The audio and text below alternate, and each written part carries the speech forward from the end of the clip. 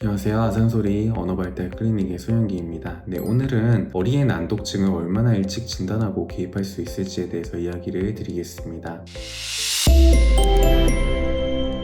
최근 몇 년간의 코로나 발생으로 인해서 아동들의 언어 문제도 생겼지만 읽기 문제에 대한 관심도 크게 늘어났습니다. 그 결과로 많은 부모님들과 전문가분들이 어린이의 난독증을 어떻게 조기에 발견할 수 있는지에 대해 자주 질문하시고 계신데, 이 질문에 제대로 답하려면 아동의 문해력이 어떻게 발달하는지 이해하는 것이 필수입니다. 국제 난독증 협회 정의에 따르면 난독증은 뇌와 신경에 발생하는 학습 문제의 일종입니다. 이 문제는 정확하게 단어를 읽고 유창하게 말하는데 어려움이 있고 철자와 글을 읽는 능력이 부족한 것을 특징으로 합니다. 이러한 문제들은 소리를 다루는 능력에 문제가 생기기 때문에 발생하는데, 이로 인해 읽기가 어려워지고 결과적으로는 이해력, 어휘력, 그리고 배경 지식의 발달에도 방해가 됩니다. 이번 시간에는 난독증이라는 용어를 사용하기보다는 읽기, 쓰기, 철자의 어려움을 겪는 아동 모두를 지칭하기 위해서 문해력 결핍이라는 용어를 사용해서 설명을 드리겠습니다. 문해력 결핍을 가진 아동들의 유전적 성향에 대해서 이야기를 드리겠습니다. 과거의 가족 중에 난독증, 읽기장애, 학습장애 등을 진단받았거나 특수교육을 받은 가족 구성원이 있는 아이들이 더 겪을 가능성이 높습니다. 반면에 가족력이 없더라도 언어 발달이 늦은 아동은 나중에 문해력 문제를 겪을 수 있는 위험이 있다라고 알고 계시면 되겠습니다.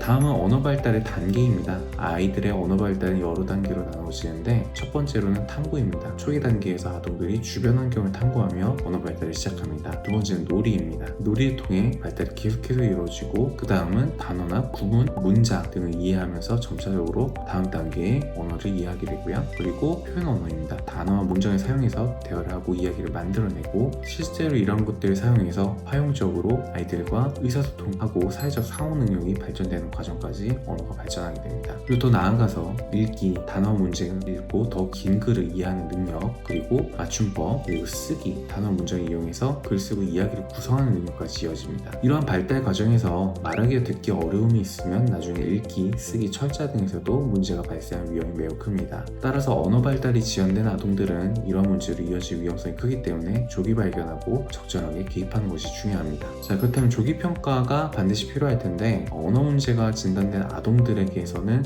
쉽게 조기 평가를 통해서 소리를 인식하는 언어 치료를 시작하게 되면 읽기 능력도 미리 예방적으로 향상시킬 수 있게 됩니다. 문제는 언어 문제가 없던 아동들의 경우인데, 이러한 아동들은 나이가 어느 정도 들었는데 노래 가사나 바나다 등의 일반적인 음소를 기억하는데도 어려움을 느끼는 경우가 있습니다. 이러한 작은 변화가 있다면 문해력 결핍이 있다는 신호일 수 있기 때문에 조기에 언어 평가 등을 통해서 확인해 보시길 바랍니다. 그리고 문해력 결핍이 의심되는 아동들에게는 다양한 평가 방법을 통해서 진단을 내리게 되는데, 먼저 아동이 문해력 평가를 받기 전에 듣기와 말하기 능력을 반드시 평가하셔야 됩니다. 이 과정에서 언어 문제가 먼저 포착이 된다면 이를 해결한 이후에 읽기 능력에 대한 개입을 시행할 수가 있게 됩니다. 다양한 의문 인식 테스트를 통해서 아동이 소리를 어떻게 인식하는지 능력을 평가하고 단어를 얼마나 빠르고 정확하게 인식하는지도 평가할 수가 있게 됩니다. 이렇게 조기에 문해력 결핍이 진단받게 된다면 그 후에도 꾸준한 관리가 필요한데, 표준화된 평가가 때로 문제가 있는데도 불구하고 발견하지 못하는 경우가 있기 때문에 이러한 아동들은 자라면서 문제가 더 명확해질 수 있어서 항상 지속적인 모니터링이 필요하고, 필요시에는 재평가를 통해서 진단이 필요하겠습니다. 이러한 성향을 가진 아동들은 스스로 언어 문제를 해결하기가 어렵습니다. 일시적으로는 자연적으로 또 또래를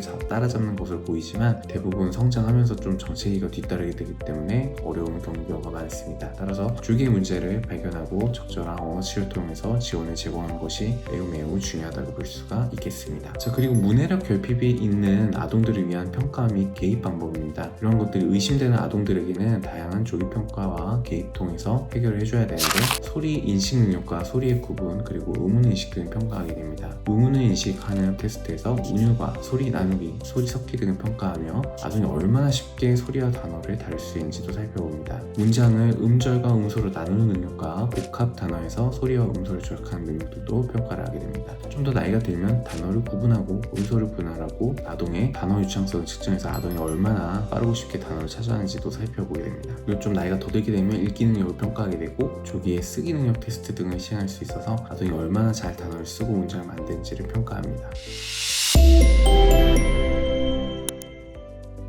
자, 결론적으로 문해력 결핍을 겪는 아동은 그 문제를 스스로 극복하기는 어렵기 때문에 조기 진단과 지속적인 개입이 중요한 성향을 가지고 있다고 할 수 있겠습니다. 표준화에 대한 평가 방법들이 항상 완벽하게 이를 걸러주지 못하기 때문에 아동의 성장을 꾸준히 관찰하고 의심이 된다면 재평가를 통해서 아동이 학습 과정에서 겪을 수 있는 문제들을 주기에 발견하고 해결해주는 것이 필요합니다. 따라서 문해력 결핍이 있는 아동들에게 위기개입을 할 수 있도록 전문 언어치료 클리닉에서 평가와 개입을 받아보시는 것을 권고를 드립니다. 네, 이상 경청해 주셔서 감사합니다. 아동소리 이비인후과의 소영기였습니다.